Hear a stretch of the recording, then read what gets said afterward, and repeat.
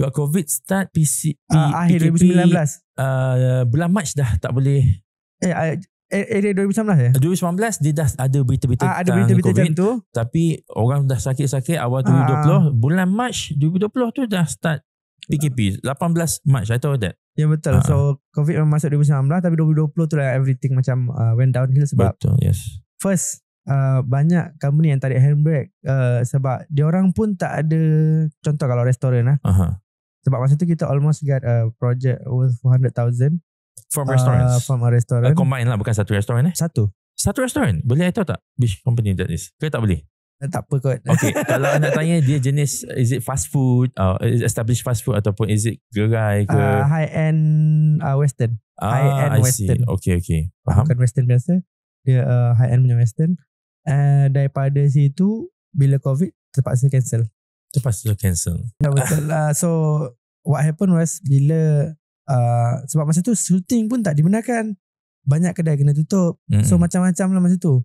So memang bila ramai orang struggle dan stranded kat rumah, and then TikTok muncul. Pada awal mulanya tu, inilah awal fasa mula kejatuhan tu, ialah di mana bila kita tak aware social media yang tengah naik, dan kita rasa selesa dengan apa yang kita rasa macam apa kita ada itulah. Dan sebelum inilah sebab boleh dikatakan Mr. Kokom mainly video dalam bentuk landscape.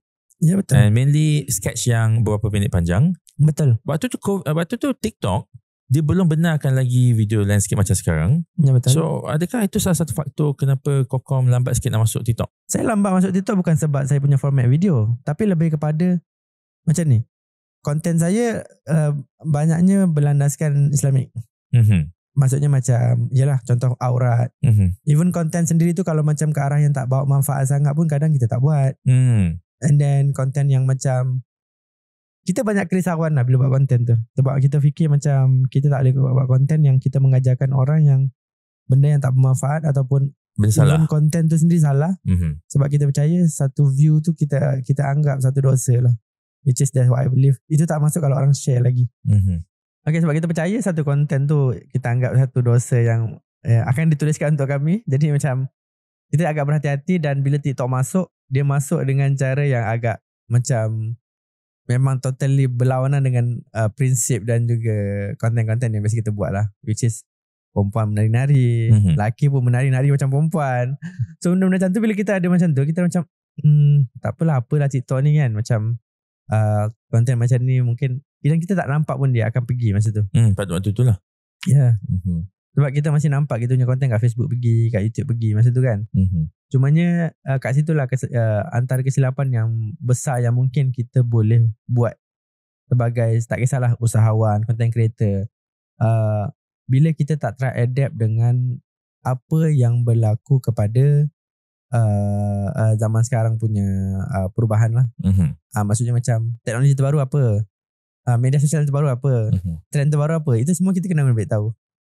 So bila kita orang leka dan tak ambil tahu, akhirnya permintaan video tu kita tak perasan. Selain di cancelkan oleh COVID macam tu, dia dah shift kepada satu apps baru yang dipanggil TikTok. So we've been wondering like macam okay, memang susah sikit ke dapat job, ataupun orang dah tak ada budget, ataupun orang habis sebab COVID. Sebab that, I believe that's one of the factor lah. Sebab ramai businessman yang kecundang sebab COVID, betul tak? Ramai usahawan yang jatuh, tutup kedai semua, tutup kedai dan sebagainya. Dan kita orang banyak macam tak apa kot, mungkin orang tak ada duit kot. Tapi rupanya TikTok ialah dia berbeza dengan media sosial lain, yang mana dia memberikan peluang kepada even kalau kita tak ada nama pun. Sebab biasa secara tradisionalnya kita tak ada nama, kita bina daripada bawah, kumpul follower, and then kita maintain. Tapi TikTok dia ada satu benda yang dipanggil FYP. Algoritma lah. Ya betul, FYP yang kalau kita panggil kat YouTube ni, YouTube recommend lah dia panggil. Kalau kat YouTube dia panggil YouTube recommend. Kalau kat TikTok kita panggil FYP. Which is basically satu sistem yang mana TikTok akan kedepankan video-video yang nampak potensi. Dan dia ibaratnya macam belanja views. Belanja views.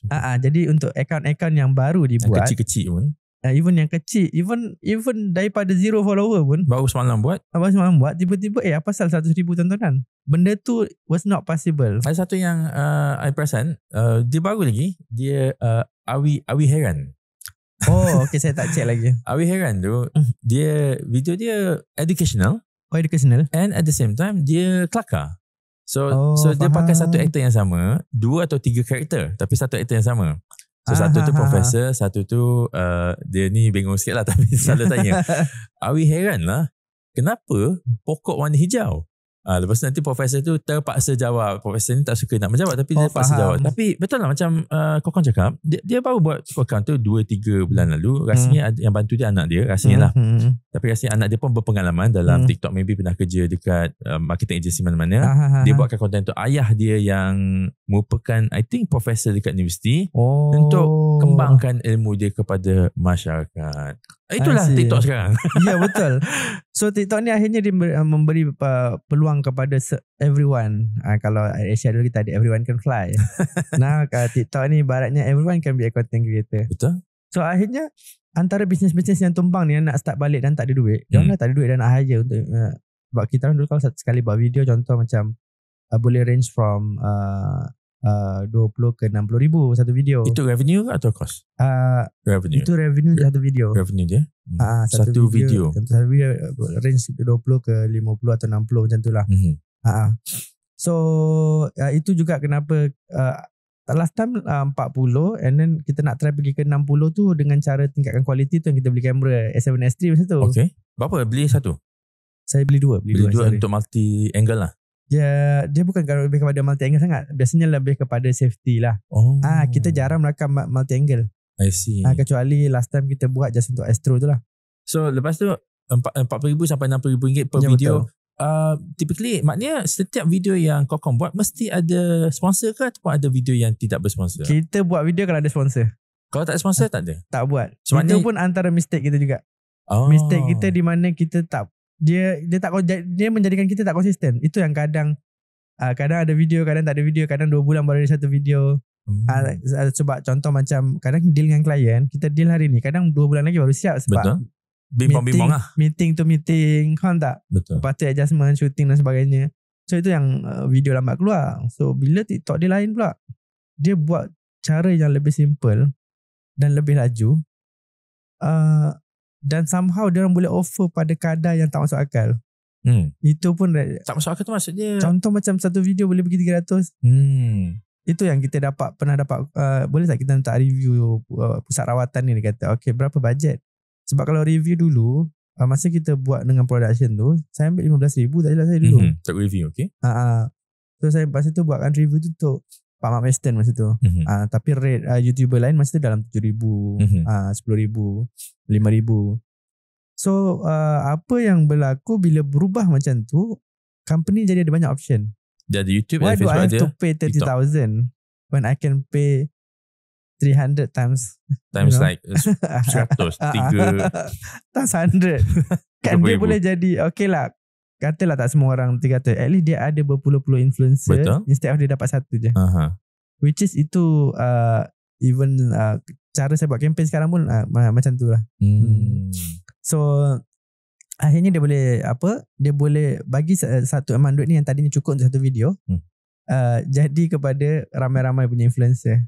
Sebab because barriers of entry untuk masuk TikTok dah amat rendah lah, pakai phone dah boleh. Ya, betul.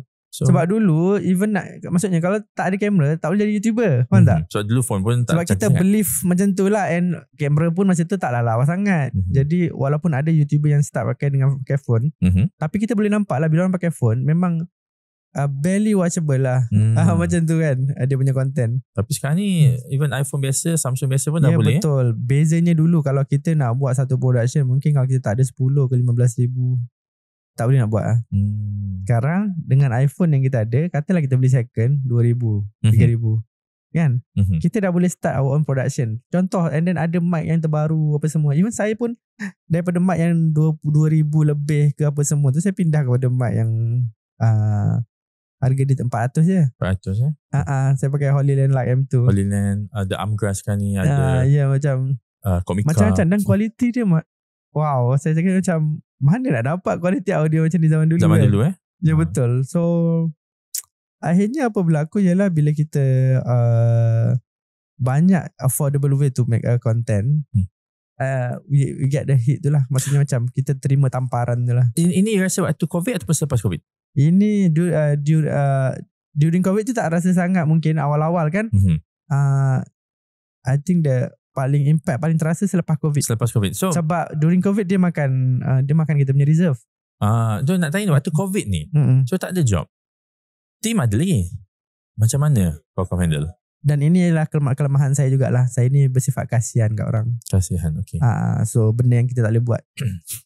Itu is benda yang sangat pahit juga untuk ditelan, yang mana kita sebenarnya tak boleh ada sifat untuk takut nak korbankan 1-2 orang untuk keselamatan the whole company. Sebab company nanti boleh build up balik, dia boleh rehire balik.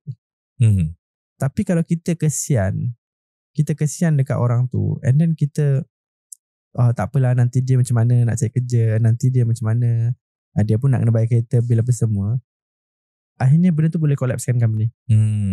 So is that what happened during 2020 lah? 2020 kan baru start kan? Betul. So saya boleh cakap itu happen 2021, 2022 dan 2023. So 3 tahun tu saya cuba untuk bertahan, dan saya cuba untuk tak keluarkan sesiapa, kecuali dia nak keluar. I see. Waktu tu ada berapa staff? Peak saya dalam beberapa belas tu. Berapa belas? Ya. Tak sampai 20 tapi berbelas-belas lah. Berbelas-belas. Tak ingat berapa belas. In one of your videos ada dengar overhead untuk staff 40,000 Ya, sampai 40. Itu tak termasuk gaji Fullcom sendiri? Itu dah termasuk lah. Itu dah termasuk. But still quite high lah. Betul? 40 untuk 40 lebih. 40-80,000 setahun. Ya, betul. So revenue kena minimum banyak itu. Tapi pada waktu COVID tu susah sikit lah ya. Ya, betul. And apa yang saya boleh cakap, with big team, with the bigger team, the bigger the cost, and actually contoh macam kalau kita dapat satu job 50,000 apa semua, profit bukanlah banyak kalau tim tu terlampau besar. Itu yang isunya tu. Tapi itu untuk studio. Kalau snack dia lagi besar. Snack? Snack yang crunchy Ya betul, crunchies tu. Contohnya macam kita buat sales 40 hari pertama tu 400,000 lebih. Overhead mungkin 300,000. 300,000 termasuk cost of sales. Termasuk cost of sales. So dapat profit 100,000 untuk 40 hari ya pertama. Betul, macam tu. Tapi makanan memang dia punya margin sedikit. Ya, memang lah. sedikit. Jadi kalau benda tu kita tak deal dengan kilang yang boleh produce dengan harga yang lebih murah, memang boleh kecundang lah. Kita masuk sikit crunchies Ya, so betul. Crunchies masih berjalan lagi ke?